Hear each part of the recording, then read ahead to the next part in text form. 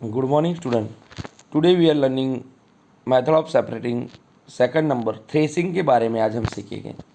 You must have seen bundles of wheat or paddy stalks lying in field after harvesting the crop. तो आपने देखा होगा crop को harvest किया करने के बाद मतलब उसकी कटिंग के बाद उसके जो होते हैं उसके बंडल उसके पैडी स्टॉक्स या व्हीट स्टॉक्स के वहाँ पे खेत में पड़े रहते हैं. स्टॉक्स मतलब उसके जो डुंडे होते हैं ना जो ऊपर के हिस्से वो. So stalks are dried in the sun before the grain is separated from them. तो उसमें से ग्रेन अनाज निकालने के पहले ये स्टॉक्स जो होते हैं उसके जो डुंडे होते हैं उसको सनलाइट के अंदर सुखाया जाता है. तो each stalks has many grain seeds attached to it. तो जितने भी स्टॉक्स जो होते हैं उसके अंदर बहुत सारे ग्रेन होते हैं अटैच्ड टू इट, इसके अंदर सम्मिलित होते हैं. Imagine the number of grain seeds in 100 of bundles of stocks lying in the field. आप ऐसी कल्पना करो, इमेजिन करो कि the number of grain seeds in hundreds of bundles, number of grain seeds in 100 of bundle, हजारों bundle के अंदर stocks lying in the field, वो खेतों में पड़े होते हैं. How does the farmer separate grain seeds from those bundle of stocks. How does the farmer separate grain. तो फार्मर ये डुंडों में से अनाज को कैसे अलग करता होगा. हाथ से अगर एक एक दाना उसमें से निकाला जाए या तो हाथ से पछाड़ के नीचे भी वो दानी निकाले तो भी it is impossible for him, उसके लिए इम्पॉसिबल होगा. तो उसके लिए क्या करेगा. क्या वन में प्लक मैंगोज और गुआवा फ्रॉम द ट्री. कोई एक बंदा जो होता है मैंगो या तो गुआवा को ट्री से उतार सकता है या yes. But grain seeds are much smaller than mangoes और गुआवाज. जबकि अनाज के दाने grain seeds are much smaller, बहुत ही छोटे होते हैं देन मैंगोज और गुआवा, मैंगो और गुआवा से बहुत से छोटे होते हैं. So plucking them from their stalks would be impossible. तो उसके स्टॉक्स उसके ढूंढने में से उसको दाने को अलग करना बहुत ही इम्पॉसिबल है. How does one separate grain seeds from their stalks. तो ये कैसे उसको ग्रेन के सीड्स को बीज को स्टॉक से अलग करते होंगे. So the process that is used to separate grain from stalks etcetera is threshing.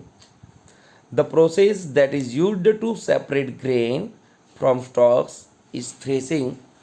तो ग्रेन में से ग्रेन को स्टॉक्स में से दूर करने की जो प्रोसेस है it is called threshing. So the process that is used to separate grain from stalks is threshing. In this process the stalks are beaten to free the grain seeds. In this process the stalks are beaten to free the grain seeds. तो ये process में stalks को beaten to free the grain seed, मतलब grain seed मतलब अनाज के दाने को अलग करने के लिए उसको बीटन मतलब फटकारा जाता है मशीन के अंदर. समटाइम्स दिस मिक्सर और प्लेट, एक minute, sometime threshing is done with the help of bullocks. कई बार बुलॉक्स की मदद से भी थ्रेसिंग किया जाता है. Machines are also used to thresh large quantity of grain.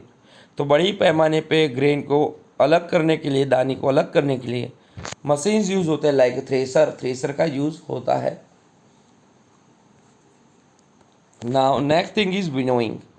So what is winnowing. तो ये समझने के लिए हम एक्टिविटी देखेंगे. Make a mixture of dry sand with sawdust और पाउडर ड्राई लीव्स. एक मिक्सचर बनाओ सूखी मिट्टी with sawdust and powder dry leaves. सूखे पत्तों के पाउडर लेके keep this mixture on a plate और अ न्यूज़पेपर. ये मिक्सचर को प्लेट पे या तो न्यूज़पेपर पे रखना है. Look at this mixture carefully. Can the two different components be made out easily. क्या ये दो कंपोनेंट से बना हुआ है. Yes. Are the size of particles of the component similar. Yes. Would it be possible to separate the components by hand picking? Would it be possible to separate the components by hand picking? क्या इसके mixture को हम हाथ से अलग कर सकते हैं. तो no. So now take your mixture to an open ground and stand on raised platform. आपको ये मिक्सचर को लेके ओपन खुले मैदान में या तो खुली जगह में जाना है. Stand on a raised platform, ऊंचे प्लेटफॉर्म पे आपको रहना है. Put the mixture in a plate और शीट ऑफ पेपर. ये मिक्सचर को या तो प्लेट में या तो पेपर के ऊपर रखना है. होल्ड द प्लेट और the sheet of paper containing the mixture at your shoulder height. आपके कंधे तक रखना है. टिल्ट इट स्लाइटली, धीरे धीरे उसको नीचे करना है. So that the mixture slides out slowly, जिससे मिक्सचर नीचे गिरता रहेगा। What happens? Do both the component sand and sawdust और powder leaves fall at the same place?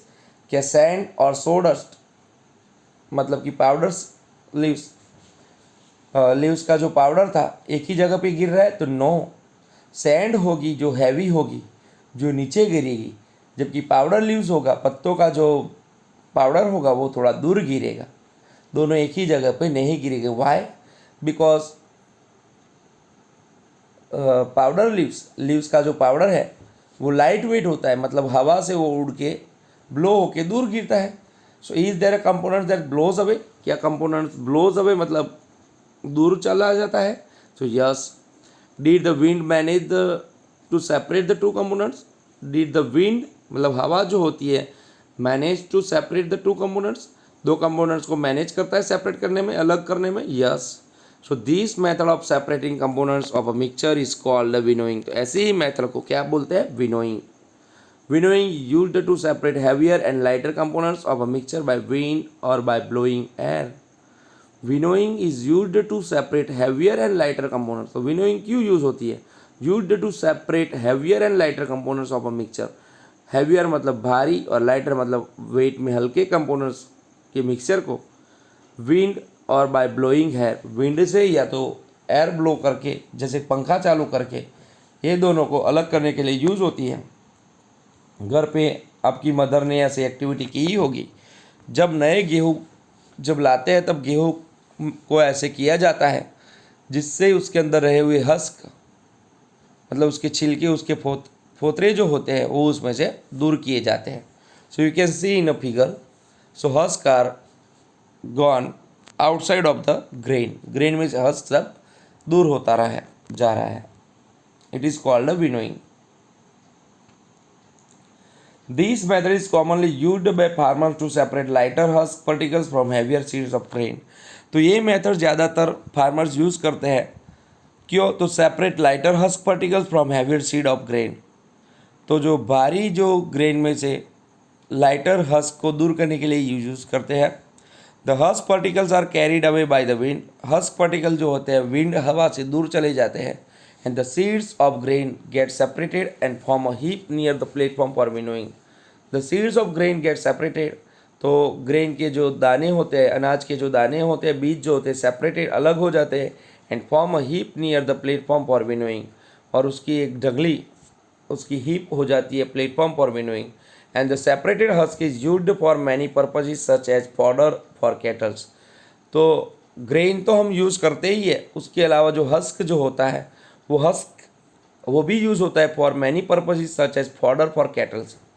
Kettles का फॉडर मतलब उसके खाना बनाने के लिए, कैटल्स का खाना बनाने के लिए भी ये सेपरेटेड हस्क यूज़ होते हैं।